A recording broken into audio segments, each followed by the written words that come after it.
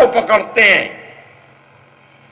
کہتے ہیں کہ اس بچے کو ہمارے حوالے کرو، ہم اس بچے کے پیٹ کو بھی بھریں گے، اس کو کپڑا بھی دیں گے، اس کو کتابیں بھی دیں گے، رہنے کے لیے کمرہ بھی دیں گے، اور اس بچے کو علم بھی سکھلائیں گے۔ کیا مطلب ہے؟ ہمارے حوالے کرو، ہم اسے انگریز بنائیں گے۔ کس کی اولاد کو؟ جس کا باپ انگریز کی دشمنی میں اس ملک کی آزادی کے لیے قربان ہو گیا۔ حالات کی ستم ظریفی دیکھیے، انہی کی اولاد کا ہاتھ پکڑ رہا ہے وہی دشمن انگریز، لٹیرے، اور کہہ رہے ہیں ہمارے حوالے کرو، ہم اس کو سب کچھ دیں گے۔ اور ماں بیوہ ہے، پریشان ہے، وہ اسی کو غنیمت سمجھ رہی، کسی طرح میرا بچہ زندہ تو رہے۔ جب علماء نے اس چیز کو دیکھا تو دل دہلا۔ دیکھیے، آپ اپنی تاریخ کو پڑھیے، یہ علماء انہوں نے باہر نکل کر 1857 میں جہاد ہوا، اس کے بعد چھپ گئے، 3-4 سال کے بعد نکلے تو جمع ہونے میں وقت لگا، سوچ سمجھ کر 10 سال کے بعد 1867 کے اندر دارالعلوم دیوبند کی بنیاد رکھ دی، اور آواز لگائی کہ بچے کو ہمارے حوالے کرو، ہم اس کو پڑھائیں گے بھی مفت، کھلائیں گے بھی مفت، پہنائیں گے بھی مفت، رہنے کے لیے گھر بھی مفت۔ بالکل وہی طریقہ جو طریقہ گورنمنٹ اپنا رہی ہے، اور گورنمنٹ کہہ رہی ہے صحیح ہے، اس لیے کہ اس کے پاس ساری دنیا کے خزانے ہیں۔ وہ جو کہتی تھی کہ میری حکومت اتنی بڑی حکومت ہے کہ اس حکومت میں سورج کبھی ڈوبتا نہیں ہے، وہ اپنے خزانے سے مفت کھلائیں، مفت پہنائیں، مفت پڑھائیں، ممکن ہے، آسان ہے۔ یہ علماء جو فقیر اگر صبح کو کھانے کو ہے تو شام کو نہیں، یہ مدرسہ دارالعلوم دیوبند اور وہاں لڑکوں کو رکھ کر یہ کہیں سب مفت، یہ کہاں سے ہو جائے گا؟ لیکن دیکھیے، یہ علماء کی فراست ایمانی ہے اور ان کی کرامت ہے، اللہ کی نصرت ہے، انہوں نے ساری قوم کو کھڑا کر دیا، مسلمان کو مدرسے کی بنیاد رکھی، اور ساری قوم میں لگتا ہے جیسے روح پھونک دی، اور قوم کو یہ کہا کہ جس کے پاس جو ہے وہ اس مدرسے کو زندہ رکھنے کے لیے پیش کرے، اور یہ سبق دیا کہ یاد رکھو اگر یہ مدرسہ زندہ ہے تو تم زندہ ہو، تمہاری آنے والی نسلیں زندہ ہیں، تمہارے گھروں کے اندر ایمان کی روشنی زندہ ہے، اگر یہ مدرسہ مر گیا تو یہ سمجھو کہ تمہاری آنے والی نسلیں مر گئیں۔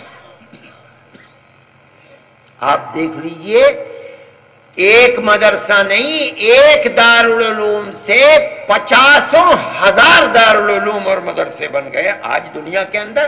ارے کوئی گاؤں تو ایسا نہیں جہاں مدرسہ نہ ہو۔ آپ کے اس شہر کے اندر کتنے مدرسے اور کتنے مکتب ہوں گے؟ کون چلاتا ہے؟ کوئی خزانہ ہے؟ کوئی تو چیز نہیں ہے۔ لیکن جہاں ہے مسلمان، اس سے مانگتا ہے آدمی کہ دے، مدرسے کے لیے دے، اور خدا نے جس کو جتنی توفیق دی ہے وہ اپنی حلال روزی میں سے نکال کر مدرسے کو دیتا ہے۔ دنیا میں کوئی قوم ہندوستانی قوم کے علاوہ نہیں ہے جو اس طرح مدرسوں کو چلانے والی قوم ہو۔ مسجد کے لیے چندہ، بڑے بڑے اربوں پتی، کھربوں پتی عرب کہو مسجد بنوانی ہے، جتنے کہیں گے وہ اتنے دے دے گا. مدرسہ چلانا ہے اس کی سمجھ ہی میں نہیں آتا کہ بھائی مسجد تو ایک دفعہ بنوا دو، 50 60 100 سال کے لیے مسجد بن گئی. مدرسے والے کو تو روز صبح کو پیسہ کی ضرورت ہے. بھائی دارالعلوم دیوبند ایک مدرسہ ہے، اس کا اس سال کا بجٹ 11 کروڑ روپے کا ہے. روز آنا محتمم جب صبح کو اٹھتا ہے تو اسے 3 لاکھ روپے چاہیے. اور ایک مہینہ نہیں ایسا گزرتا، ایک مہینہ کے جس میں تنخواہ ایک دن بھی رکتی ہو. اور 3000 سے زائد لڑکے روز صبح کو بھی کھاتے ہیں شام کو بھی کھاتے ہیں. کون یہ دے رہا؟ کوئی آسمان سے توڑ لیا؟ یہی قوم دے رہی ہے. اس قوم کو مدرسوں کو زندہ رکھنے پر لگایا کس نے؟ یہ علماء کی کرامت ہے. ٹھیک ہے اگر اسکولوں کے لیے انگریز گورنمنٹ کہتی، اس کو حق تھا کہنے کا، اس کے پاس خزانے ہیں. لیکن یہ فقیر علماء کہاں سے کہہ رہے ہیں؟ اپنے اللہ پر بھروسہ ہے. اور پوری قوم لگ گئی. اور دیکھ لیجئے 150 سال ہو گئے ہیں، مدرسے بھی آباد ہیں اور روزانہ مدرسے بڑھ رہے ہیں، گھٹتے نہیں ہیں. اور کون چلاتا ہے؟ مسلمان ہی چلا رہا ہے.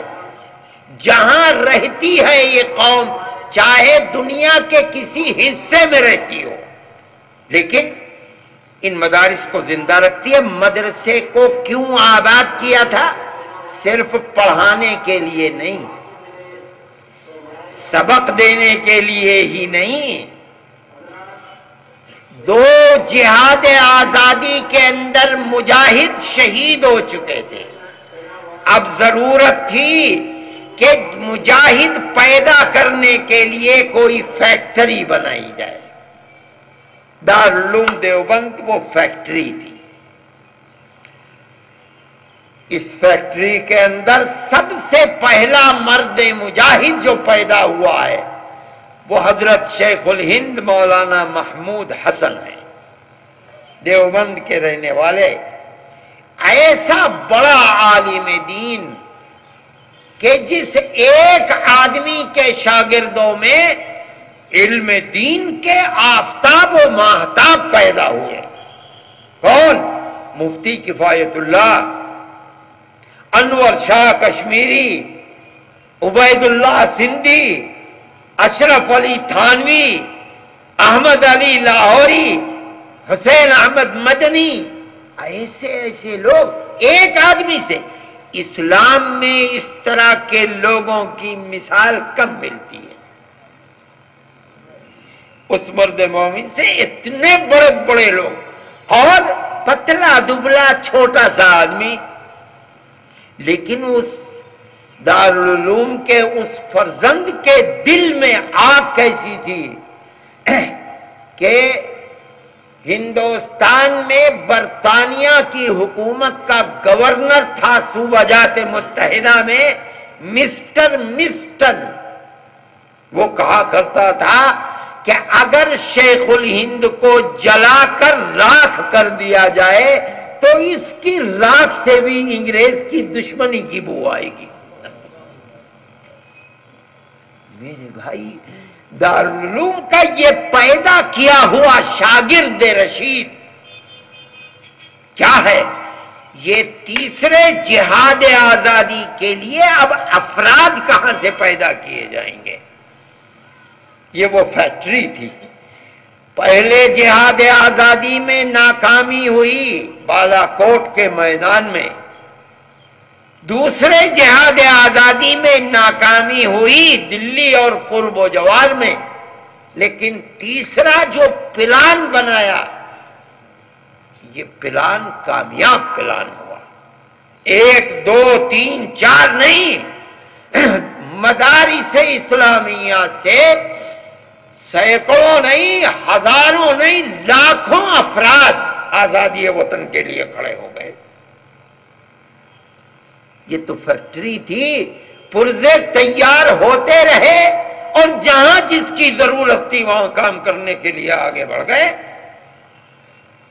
کسی قوم کے اندر، اس ملک کے بسنے والی کسی برادری کے اندر، کسی طبقے کے اندر آزادی وطن کے لیے قربانی دینے کی، آزادی وطن کی بات کہنے کی ہمت نہیں تھی۔ دیکھیے، دو جہاد آزادی کے بعد 1857 میں ابھی تک کانگریس کا کوئی وجود نہیں ہے۔ کانگریس تو پیدا ہوئی ہے 1883 کے اندر، 84-85 میں اس کا سب سے پہلا جلسہ ہوا۔ اس جلسے کی تجویزوں کو اٹھا کر دیکھ لیجئے، کانگریس میں یہ ہمت نہیں ہے کہ ملک کی آزادی کے لیے اپنے جلسے میں تجویز بھی پاس کر لے۔ دیکھو تاریخ کو اٹھا کر، ان کانگریس کی تجویزوں کو پڑھ لو۔ کانگریس اپنے جلسے میں کہتی ہے کہ اس کا مقصد آزادی وطن نہیں ہے۔ پہلے دو جہادوں کی وجہ سے اس ملک کے بسنے والوں اور برطانیہ کی حکومت کے درمیان میں جو غلط فہمیاں دور پیدا ہو گئی ہیں، کانگریس کہتی ہے کہ ہمارا مقصد ان غلط فہمیوں کو دور کرنا ہے۔ میرے بھائی، یہ وہ وقت ہے جب لاکھوں مسلمان آزادی وطن کے لیے 1803 سے اور کانگریس کے پیدا ہونے تک 80 سال کے اندر ملک کی آزادی کے لیے شہید ہو چکا۔ آج کانگریس کا وجود ہوا تو وہ بھی اس لیے کہ کسی طرح غلط فہمی دور ہو جائے۔ ہم فقیر ہیں، محتاج ہیں، آپ کا ہاتھ ہمارے سر پر رہنا چاہیے۔ لیکن آپ دیکھیے علماء کو، حیرت ہوگی آپ کو کہ ایک شخص نے حضرت گنگوہی رحمت اللہ علیہ جو دارالعلوم کے بانیوں میں ہیں، ان سے سوال کیا کہ ایک جماعت آئی ہے کانگریس کے نام پر، کیا ہم اس کے ساتھ مسلمان شریک ہو سکتے ہیں؟ جائز ہے؟ حضرت نے فتویٰ دیا کہ جس طرح ایک ہندو اور ایک مسلمان اپنے کاروبار دنیا میں شریک ہو سکتا ہے، پارٹنر بن سکتا ہے، اسی طرح کانگریس کے ساتھ آزادی وطن کے لیے مسلمان بھی شریک ہو سکتا ہے۔ یہ فتویٰ حضرت گنگوہی رحمت اللہ علیہ کا ہندوستان کے اندر شائع کرایا گیا۔ اس فتوے کا نام تھا نصرت الابرار۔ یہ فتویٰ بار بار انگریز گورنمنٹ اسے کینسل کرتی رہی، ضبط کرتی رہی، اور مسلمان علماء بار بار اسے چھاپتے رہے۔ یہاں مورخ لکھتا ہے مولانا سید محمد میاں صاحب رحمت اللہ علیہ کہ حضرت گنگوہی رحمت اللہ علیہ نے مسلمانوں کو مشورہ تو دیا کہ شریک ہو جاؤ، کیا مطلب اس پر قبضہ کر لو۔ ان کے اندر ہمت نہیں ہے کہ یہ آزادی وطن کی تجویز بھی پاس کرے۔ تم شریک ہو کر کے ایسا قبضہ کرو کہ انہیں آزادی وطن کے لیے کھڑا کر دو، لیکن خود شریک نہیں ہوئے۔ جب یہ آزادی وطن کے لیے قربانی دے رہے تھے تو خود کیوں شریک نہیں ہوئے؟ مورخ لکھتا ہے اس لیے کہ یہ انتہا پسند تھے، یہ کوئی بھی تجویز آزادی وطن سے کم قبول کرنے کے لیے تیار نہیں تھے۔ جب تک کانگریس پلیٹ فارم سے اونچی ہو کر آزادی وطن کی حامی نہیں بنے گی، ہم اس وقت تک شریک نہیں ہوں گے۔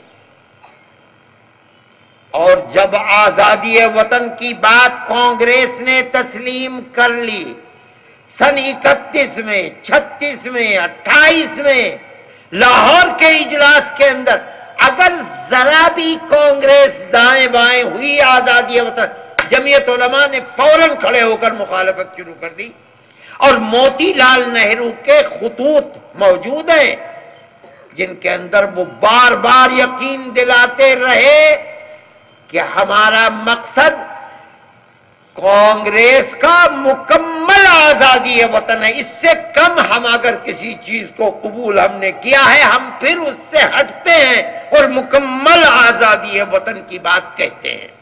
کیوں؟ تاکہ جمعیت علماء ساتھ ہو۔ میرے بھائی، یہ مسلمان کی اس ملک کی آزادی کے اندر تاریخ ہے۔